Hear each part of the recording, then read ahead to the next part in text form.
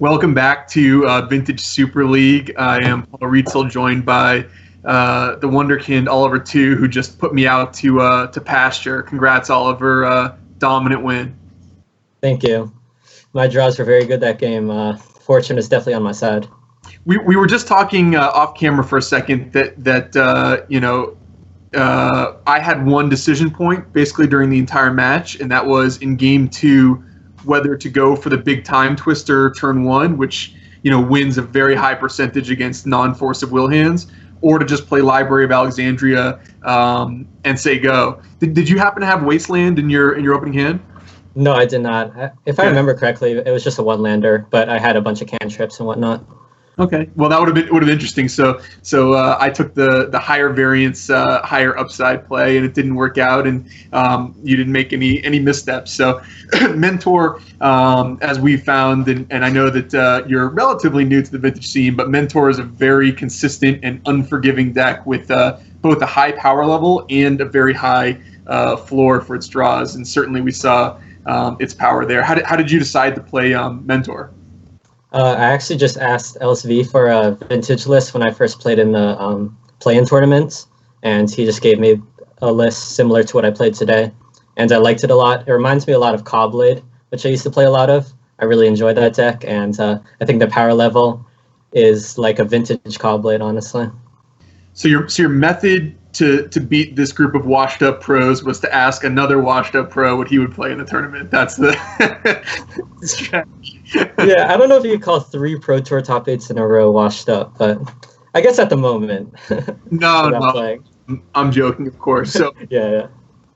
This next match, we have the new kind of format here. This is the group with Eric and Randy, and we'll be seeing two Hall of Famers play in this next match. Did you do any research into kind of what Eric and Randy have done historically? They both have histories in the VSL that are much longer than my own. Honestly, I did not. I did zero preparation for this tournament, so I'm going to be real with you. So I just kind of tuned my deck a little bit because I heard Walking Ballista is really good, so I put in some more Artifact Hate for a potential Shops deck, but that's about the only change I made. So here are my thoughts. Eric's range is extremely wide, and I think that he could come up with basically anything from Dredge to Storm Combo to Mentor. He probably will not play Shops. That's the one deck I would imagine him not to play. It's not really his style. Randy usually likes kind of the newest flavor, so I think we might see him play a Paradoxical Outcome deck or SRAM, or maybe the newest take on Shops or Eldrazi, but right. It should be super interesting. And these guys are certainly as good as it gets. We definitely had a tough draw to have to play these two guys on our first night. Yeah, for sure. Oh, sorry. Continue. Yeah, no. So I was gonna say, what do you think about vintage so far? I know obviously you had the play-in tournament, and you've gotten some experience with what you call the Cobblade of the format. But are you enjoying playing these cards, which I think you said are older than you? Yeah, for sure. There's no greater joy than casting Ancestral Recall, as I've learned quickly. And playing these super powerful cards is a really unique experience in Magic, and is a lot of fun. I don't know if I would like to play like a large vintage tournament, but definitely in small doses, it is a great deal of fun. You know what? I think that one of the things I've observed about vintage, I don't know if you found this to be true, is that there's a larger percentage of games in vintage than in other formats that are non-games, that one player is completely obliterating the other within 30 seconds of finishing shuffling. But the games that are games are often some of the best games that you can play in Magic. They're super interactive with tons of really intricate decision points, huge wild swings. And so when you get some of those games, which we've had a lot of over the last couple seasons of the VSL, that is, I think, the pinnacle of Magic, and it's really cool to watch. Yeah, I certainly agree with that. I've definitely seen a lot of that in VSL, especially between Blue Mirrors. Some of those games could go really grindy, really long, and you just don't, like you were saying, you don't get experiences like that in any other format. Or you just force will the guy's first spell, Ancestral, waste his land, and you're Yeah. off to Yeah, there are those games too. I mean, those are fun for one player, but not so much for the other. Yeah, but you know what? The thing that I always say about Vintage is that those games are quick and painless. Like Yeah. at the end of that match, I use something like 2 minutes and 15 seconds of clock or something like that. I'm just sitting there mashing F6 and letting you do your thing, and you got all these cool cards in your hand, and you got to have fun. It was kind of painless for me. So looks like the players are almost about ready. I'm super excited to see what they brought. I think that one of the things about the new format that Randy and a few other people kind of helped develop for the season is that it was really designed to encourage creativity and not metagaming. I think one of the things that can cause VSL to stagnate is where you know exactly what someone's playing before you build your deck, and then you're just kind of playing. I mean, we saw it in the finals last season with Eric and Shuhei, where Eric had the trolling decks, with tons of Grafdigger's cages, and he pre-sideboarded his decks to beat Oath of Druids, and then played against Oath of Druids. So, Right. hopefully, we won't have the same phenomenon this season. And I'm embarrassed to admit this, but I actually designed my deck to beat Mentor, so I'm off to a great start. Yeah, that makes sense, knowing my brief history in Vintage. But I like Mentor because there just aren't cards out there that just automatically beat it. Like, I remember when I was playing in my play-in tournament, my opponent played white-red Eldrazi with a bunch of Sulfur Elementals because he expected a lot of Mentor, but it just still wasn't good enough. Mentor is just such a powerful deck. Right. I don't know if you have your own kind of thoughts on how to beat Mentor, but my experience has been some kind of 2-card combo that invalidates all of the card drawing and/or go wide of Mentor is the best way to beat them. And I think that Vault Key has been, for me, the best way to kind of beat Mentor, because they can get out as far ahead as they want, but if you assemble Vault Key, it doesn't matter how many cards they have in their hand or how many. Anyway, we'll have to pick that up in a little bit since it sounds like the players are ready. I want to bring you some Magic, so we'll take just a very quick break to get down to the action and be right back with Randy Buehler versus Eric Froehlich.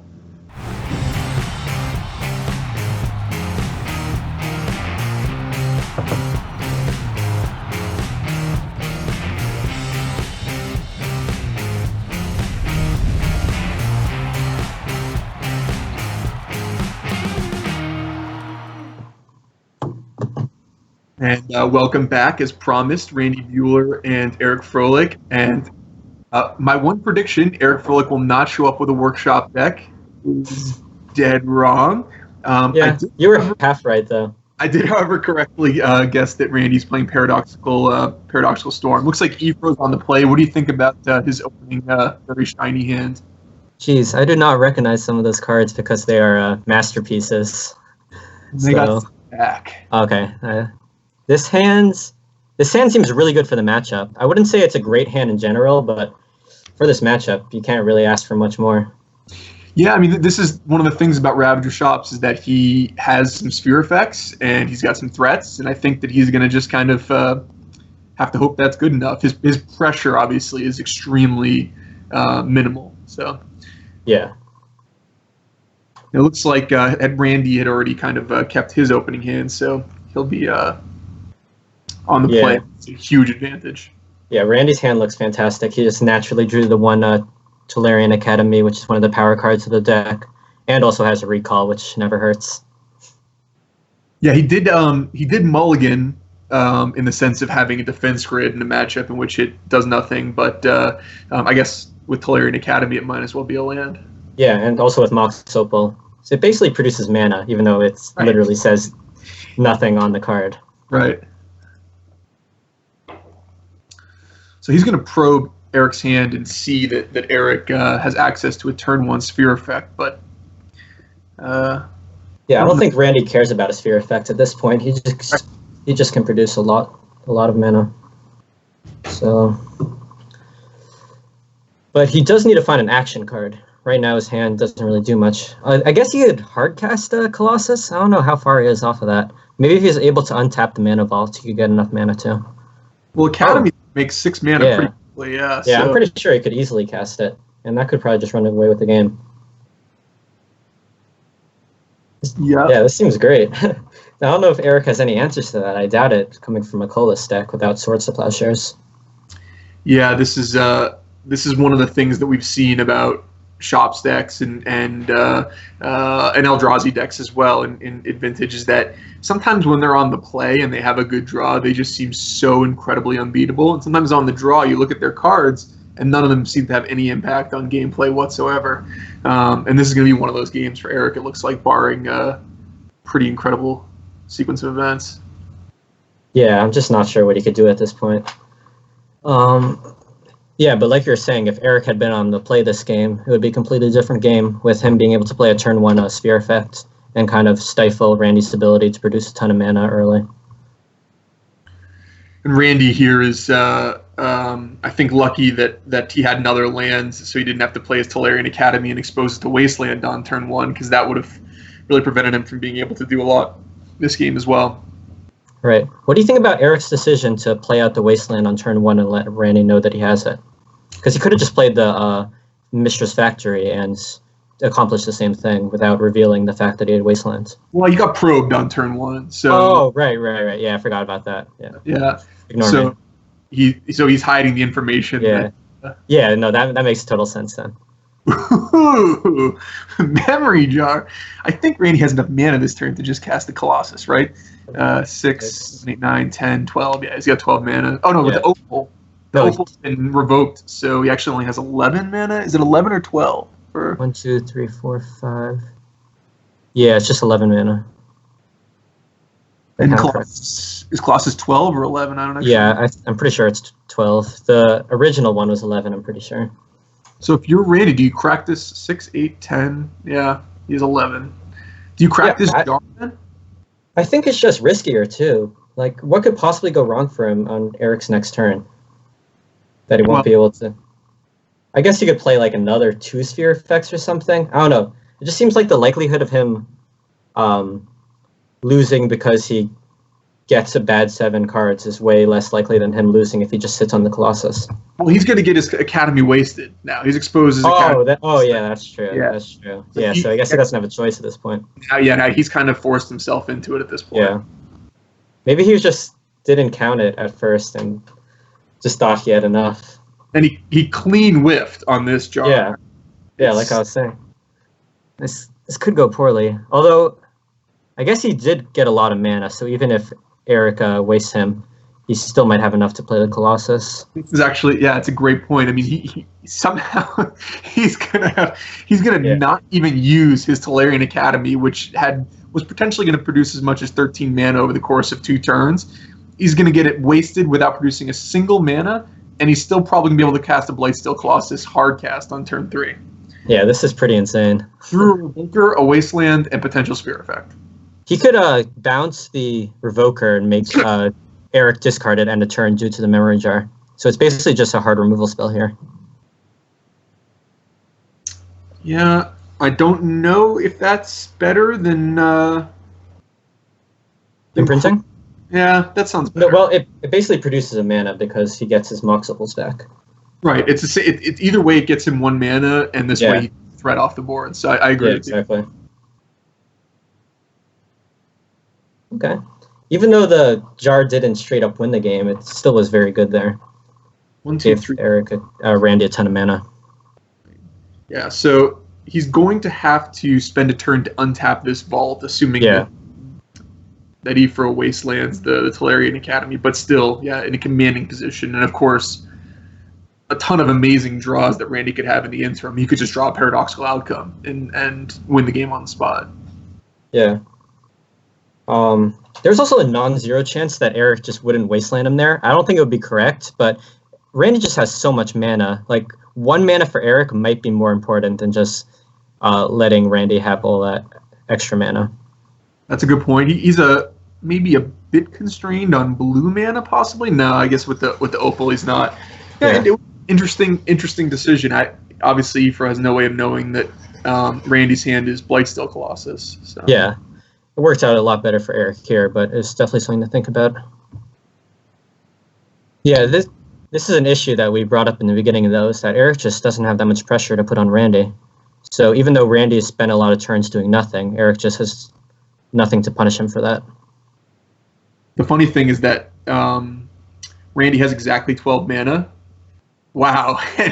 and Eric does play Sphere Resistance over Foundry Inspector. So if Randy doesn't find a mana source or a card that has a color this turn. Oh, no, a card that actually doesn't do it because oh my god, he found the perfect card. Yeah. Huh. That's interesting that Eric would do that, though, because I feel like in this position, you just kind of hope that Randy doesn't have anything in his hands and you just want to put as much pressure on him as quickly as possible rather than dirtling around with sphere effects.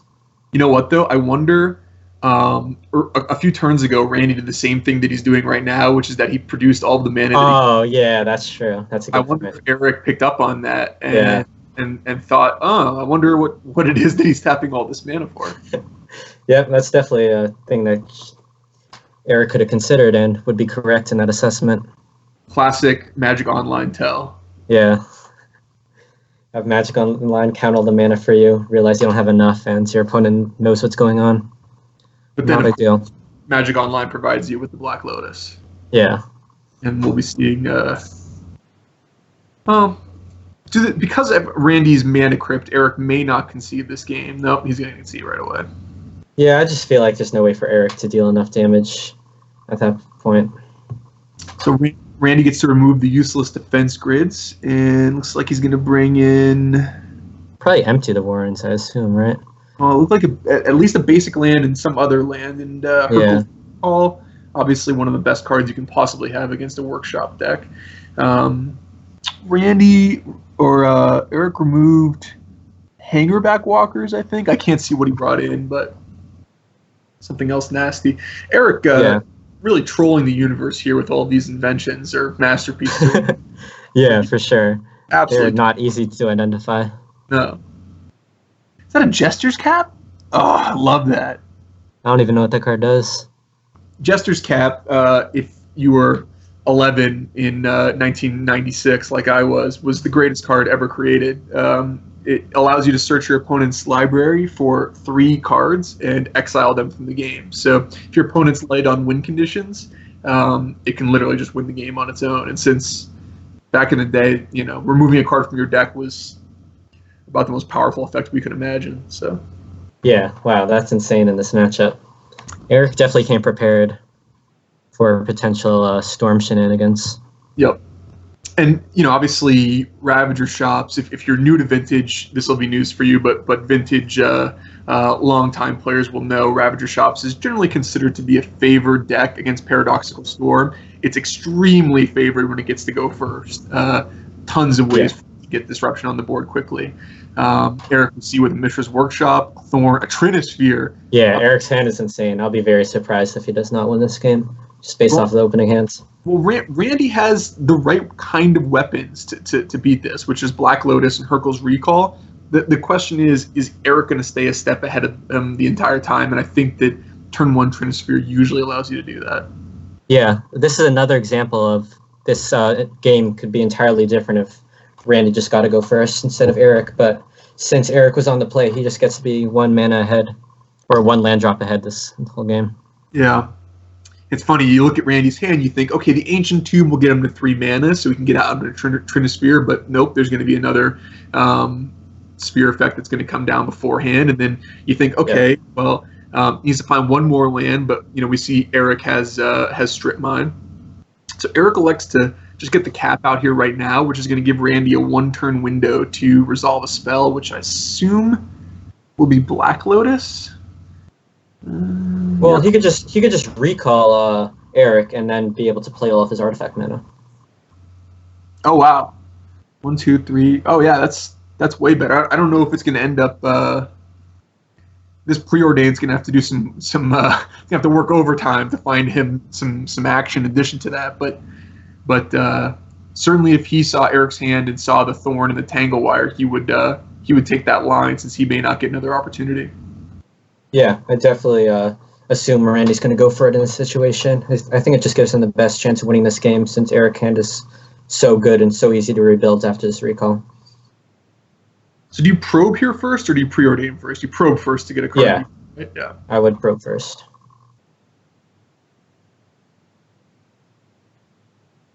He's looking for really kind of the highest quality action here. He needs Ancestral or Empty the Warrens, Paradoxical Outcome. Any of those things would be insanely good here. Well, I guess Outcome wouldn't have been great until he drew that Mana Vaults. But now Outcome is a very live draw. Yep. What you guess look at this You guess look at 3 cards. That's a decent chance of finding some action, but it all depends on this, because if Eric gets to take the next turn, then he gets to rebuild very quickly. Ancestral is the most exciting draw. Yeah, for sure. Because Randy is going to have to crack Lotus to do it this turn. He's not going to mess around. He says, yeah, this is my window. I'm going for it. Wow, it didn't work out great. No, but he does have Force of Will and a blue card, and so he's going to be in a situation where he'll have a few turns to draw something like a Paradoxical Outcome, because he'll be able to stop Randy's first or Eric's first piece of disruption here. Right. So yeah, Randy's going to be able to buy a good amount of time and hopefully find some action. I don't know if Randy will even force anything here, because he just has the recall to return everything anyways. Oh, did he just play another Mox Opal? So he's doing that, and it's going to leave him up Hercule's recall, but I think there might have been a better time to be able to get the kind of ritual or the pedal effect of having the second Opal. I could be wrong, though. Just right. Because Randy is on empty, right? So he needs to find something before he can do anything. Yeah, he's definitely not choked on mana in this situation. Wait. It's interesting. Oh, I guess he can hard cast Force of Will. Yeah, that makes sense. I think really smart sequencing there by Eric, playing the Jester's Cap with the Ancient Tomb in hand that Randy didn't know about. Randy forces it, afraid of something like an Ancient Tomb, but that then allows Eric to resolve Thorn of Amethyst and start reassembling the lock. And there is the OG lock card himself right there, Lodestone Golem. Yeah. You didn't have the pleasure of playing any Vintage when people had 4 Lodestone Golems in their deck. No, I did not. I could imagine it being a great experience. Oh, it was good. Yeah. Did allow. Actually, it wouldn't probably be so bad right now. Everyone would just be packing 4 Fragmentizes. Yeah. Yeah, it's pretty funny how much of an impact these new sets have had on Vintage. Yep. It's been a lot of good stuff in there. All right. Randy again is going to have another turn to. Yeah. And Eric doesn't actually have any access to pressure in his hand, so Randy's going to have a lot of draw steps here to find some action. Although Eric will be building up lock pieces, and that will be really bad for Randy.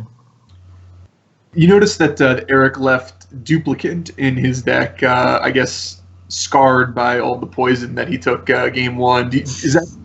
I would consider that to be kind of a non-standard maneuver when playing against a Storm combo deck, but I'll defer to Eric's expertise. It could have been a situation where he didn't have enough cards that he wanted in the matchup, and so he wanted to cover. Yeah, maybe. I just have a hard time believing that a 6-mana 2/4, which is what it's going to be a vast majority of the time, is good enough. I mean, it's good against Tinker and Blightsteel, but that's about it. And it's just so bad if Randy doesn't have that. I have to assume Eric has some better cards for the matchup, but maybe I'm wrong. One point is that Eric saw so little of Randy's deck other than just a bunch of artifacts and blue cards. He may have been fearing that he was playing against a show and tell deck, and so thought reasonable to hedge against that with Duplicant. Yeah, that definitely makes sense, and so it's a reasonable line of thought. It's going to draw some cards. Yeah, it's not very scary here, though, for Eric, because he has all these lock pieces, and there's just no way Randy's going to be able to combo off this turn. At least, well, I guess there is a way, but his draws will have to be very good. Well, he did find the Hercule's Recall, which is the first piece. But no card drawing or other action of any sort. Yeah, I guess he just can't produce enough mana to be able to cast it. Yeah, this is not going to go great for Randy. This has a lot of slow mana. Although again, slow mana when Shops is not clocking you there's ways for that to work out, you know? Yeah, for sure. Randy only needs to build up to 13 mana, and then he can just play Blightsteel Colossus again. Although Eric has the ace card with the duplicates. He has the duplicate. Wouldn't it be funny if that's the way this game plays out? Yeah, that would be pretty crazy. Wow. Randy's draws just have not been great. This Force of Will is not ideal here. I don't think this Force of Will is ever going to be cast this game. So if you're Eric, are you considering putting your 7-turn clock out there? It's tempting, but I don't know. Sure. Oh yeah, I guess no. Yeah, he could have cast it, right? He had 7 mana. If you wanted to not Wasteland, yeah. Yeah, it's definitely tempting. Because Eric's nowhere near casting Tinker at this point, so yeah, I definitely could have seen an argument for just getting the clock out there. Well, now we have the Blightsteel, so the Colossadon Yearling, is that what it is? Something like that. Yep, go straight back into the deck. Randy discards his Colossus? That's his win condition. Yeah, no explanation for that, man. I guess maybe he had to read that Eric had the duplicates. Just didn't want to risk it. The first ghosting scandal of 2017, the classic discard of Colossus into obvious duplicate. Indeed. All right. So Eric doesn't settle for the 7-turn clock, finds himself a 5-turn clock in the form of Foundry Inspector, another one of those new cards that you mentioned that's already kind of making a splash in Vintage. And boy, that's a really, really scary card to have out in Vintage, a card that can reduce the cost of already cheap artifacts. Yeah, certainly. And the more important part here is that it just has 3 power and can beat down. Now I definitely think Eric's going to play out his Mighty 2/4 and start delivering the beats. Right. It actually only helps his clock by 1 turn, but I do agree that when you're sitting there with a Sphere and 2 Thorns as well as a Tangle Wire, it just seems like even that 1 turn. Yeah, so you want to get them dead as fast as possible. Although this is one of those cases where, like I said, that I often say there's no wrong way to eat that Reese's because there's almost no mistakes Eric can make at this point. Wow. Randy drew the Blightsteel again. That's absurd. Keeps on showing up in his hands. Maybe Magic Online is trying to tell him something. Yeah. Wow, now the Thorn for Eric should just wrap this game up, even though it's pretty over already. Yeah. So do you think going into Game 3 that Randy's going to be favored since he's just going to be on the play? Do you think it's that simple, or do you think Eric's still favored because his deck just has so much disruption? It's really, really close. I would favor Randy in the 3rd game just because Ravager Shops has a lot of hands that are kind of almost non-functional on the draw. But you know, these Storm decks also, as we've seen, have a lot of potatoes and not a lot of meat in them, you know, and so Randy can often have a hand that doesn't do anything either. So it's pretty draw dependent, but I would slightly favor Randy in a Game 3 on the play. Yeah, that makes complete sense. Yeah, I probably have to agree with you there, but it's just that Eric's deck is just much more consistent. It seems like all he needs is some fast mana, and most of his other cards do the same thing. Well, Randy's deck, just like you were saying, has a bunch of mana and not a lot of action. Yeah, we actually haven't seen Randy do basically anything for 2 games. I mean, he's played a bunch of artifacts out. He's drawn Blightsteel Colossus and cast it 1 time, but other than that, he really has been constrained by Eric's deck. It just so happened that he had that sort of unique hand in Game 1 that allowed him to cast the Colossus. Yeah, maybe he's just been saving up all of his luck for this game. Yeah, so we see Eric, the only card in the sideboard that if you're looking at, you would think maybe could be preferable to that duplicate is possibly a Crucible of Worlds to lock Randy out with Wastelands and Strip Mines. But again, against an artifact mana deck, that's a thin route to victory. So I don't mind Eric's 1 duplicate. Yeah, that totally makes sense. Wow, Randy's hand is really interesting. I assume you keep it, but it's not good because he doesn't have a way to turn on this Mox Opal on turn 1. So he's basically hoping this probe finds him either a land or another artifact. Right, which is kind of the reason why I might have kept it. I think that a land or an artifact is such a high percentage of your deck at that point that your hand is so good. If you draw a land or an artifact, I would have been very tempted to keep that hand. Yeah, I agree. Oh yeah, he was also on the. Wait, no, yeah, he was on the play. Yeah, so he's on the play, which makes it slightly worse. But yeah, I agree with you. I think that you have to keep that hand just because you have a ton of outs to just go off on the first turn or go pretty close to going off, just making a ton of mana and whatnot. So I changed my mind. I now think Eric is favored to win. Yeah, Randy's mulligan is not ideal. Hopefully this isn't being recorded, so no one will know. I predicted. Yeah, Eric's hand is fantastic. It's missing only one real piece, which is the workshop, but he's still going to be able to really dump his whole hand by turn 2. Yeah, these Foundry Inspectors are going to do a lot of work. Interesting that he wouldn't play the Thorn there. I guess he's not scared of too much because Randy didn't really do much on his first turn. Yeah. And this Inspector just sets him up so well. I kind of love it. I think you hit the nail on the head, and I think Eric very astutely picked up on the same thing, which is that if Randy had some sort of nasty action for him, it was coming out on turn 1. You know, he wasn't playing 3 mana go and just waiting for a rainy day. So Eric's taking the line that's going to end up forcing Randy to fire off a Hercules earlier rather than later by starting to commit a board presence and pressure him immediately. Yeah. Just kind of a brilliant play by Eric. I don't mean to belabor the point, but I think a lot of people, when they play decks like Shops, you know, they just kind of they say, okay, you get your Thorn out turn 1, you lean on them, and then you start doing things. But Eric picked up that this was not one of those kind of games, and he's in a lot better shape for it. Right, and playing against decks like Paradoxical Storm is always scary, and sometimes people play too conservatively when they're playing against those kind of decks. Sometimes you just have to take riskier plays and just try to get your pressure on more quickly. Exactly right.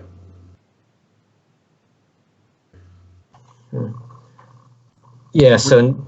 Oh, yeah. So this game, Eric does have a lot of pressure on Randy, which we haven't really seen so far, and it really forces Randy to react sooner rather than later, like you were saying. Right, so what he's going to want to try to set up here is an end-of-turn Hercules targeting Eric, and then untap and have a big paradoxical outcome turn, which, as the board stands right now, he does have the mana to do, but it would require him to sack the Lotus Petal. So, yeah, and then he can only return 2 artifacts, which is not great as far as paradoxical outcomes go. So he may play Mana Crypt, leave it in play for a turn. We'll see what happens. I think that his play here is to see what Eric does, and Eric draws a very interesting card, Arcbound Ravager. Yeah, that Ravager might force Randy to go for it this turn because it might present a lethal attack the next turn if Randy does not respond with the recall. I guess you could just recall Eric during his combat. Well, no, I guess you don't want to do that because then you could just rebuild post-main phase. Or post-combat main phase. Right, he's not going to have the mana to recall him twice through. Yeah. Yeah, so it seems like Randy just has to play the recall here. Yeah, that's exactly what he's going to do, and hope to get lucky. Because this outcome is not going to be great if it's only bouncing the 2 artifacts that Randy currently has in play. Right. He really wants to draw a 0 casting cost artifact now. Well, any artifact that produces mana, because I assume most of them net mana the turn they come into play. Same thing. Yeah. Another outcome is pretty interesting. It could let him plan another outcome this turn. Jeez, that's good. The jet. Oh my god. Yeah, and this tutor is going to be able to find a Academy, so Randy's going to have enough mana to play another outcome this turn. Does he have Yawgmoth's Will in his deck? I didn't catch it. I don't think so. I could be wrong though. Yeah, I don't know the way that the most updated version of these Paradoxical Storm decks are built. Yeah, it seems like Yawgmoth's Will isn't going to be great in these kind of decks because they don't have a lot of rituals and whatnot. It could be really good some games, but a lot of the time it won't be the most ideal draw unless you also drew a Black Lotus. So if you find Academy here, you get the paradoxical outcome with 1 floating, draw 3 cards, replay your whole board, so you'll have 5 mana plus 3 new cards plus a Hurkyl's Recall. Sounds pretty good. Yeah, for sure. Yeah, I think it's correct for Randy to go for it this turn, but he could definitely miss. It's not a guaranteed kill here. We'll see what he has. He may have something even better than Academy. I don't know his exact deck list. If you don't know at home, for the first round of today, the deck lists are totally private. None of us had any idea what anyone else was playing. Obviously, moving forward, now that Oliver and I have seen Eric and Randy's decks, we will. Interesting. Oh, this seems could be correct. Well, oh no, never mind. He didn't do it. He could have recalled himself that turn and then been able to replay all of his artifacts and then play a paradoxical outcome for 4 cards and maybe find some action to win the game with. So now he's playing as to Hurkyl's Eric, give himself another draw step plus another paradoxical outcome. I don't know. Yeah, I don't know. I kind of liked my play more because you had all that storm at that point, and I don't know. This is just kind of doing the same thing as it would have been, except I guess you get an extra draw step this way, but then you don't have as much storm. I don't know. Well, yeah. Those two things are definitely in conflict. I think that another huge consideration is that you've given Eric a turn to do things, you know? Yeah, for sure. And if Eric were to say just play 2 Thorn effects this turn, you're going to have to respond to the first with a recall, and then you may end up still facing a Thorn on your turn. So this could definitely a risky line for Randy. Yeah. For Randy, it's going to end up not working out that badly because Eric has every 3/2 in his deck in his hand. So yeah. Although, let's see. So if Eric could play the Thorn, and then or he could play Revoker. Doesn't Randy have to respond to this Revoker? I think you have to let it resolve, don't you? Yeah, but then it could just name Mana Crypt, and then Randy's not able to recall him end a turn. Right. Yeah, I don't think this worked out great for Randy. This is a little awkward. Yeah, Randy has to respond to this, and now Eric's going to be able to name the Mana Crypt with his Revoker and cut Randy off 2 mana on his following turn. And has Eric used his land drop for the turn?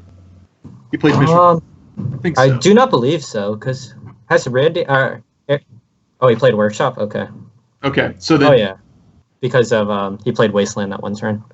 But he's made off his land drops. He actually can't Hurkyl's him, right? Because if he Hurkyl's him, then Eric taps his Sapphire in response, and Eric ends the turn with both Revoker and Thorn in play, which is just a nightmare for Randy. Yeah. So I guess he just has to do this during his post-combat phase. This is still pre-combat. Yeah, there's not really a way that this works out. Yeah. Randy needs to just clean draw Academy. That would be a way to that would be the most ideal draw. Or another tutor for Academy. Yeah, this is really punishing Randy for not just going for it last turn.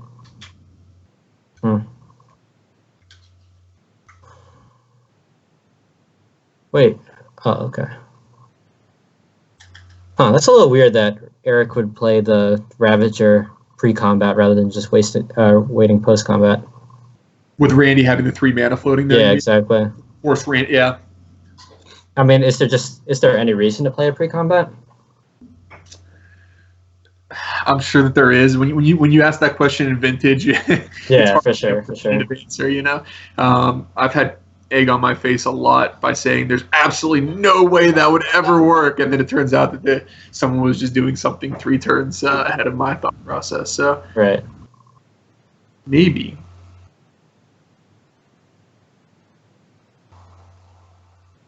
I don't know. Yeah, I'm not a huge fan of how Randy played the last turn, but we'll see. He could just rip the academy, and then it doesn't matter.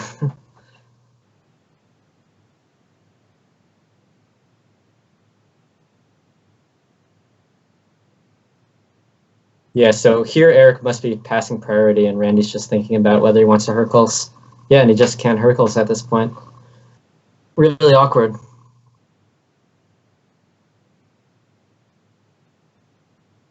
Wait. Eric didn't want to play the Thorn this turn? Oh, Randy's just dead. It's at 5. I didn't even think about that. And Paul's gone. Randy's dead and Paul's dead.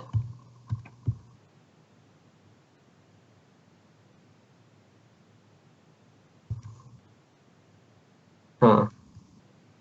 Well, I guess Randy had played a recall that turn. And that explains why Eric decided to pre-combat the Ravager, because it just killed him. I just completely missed that Randy was only at 5 life.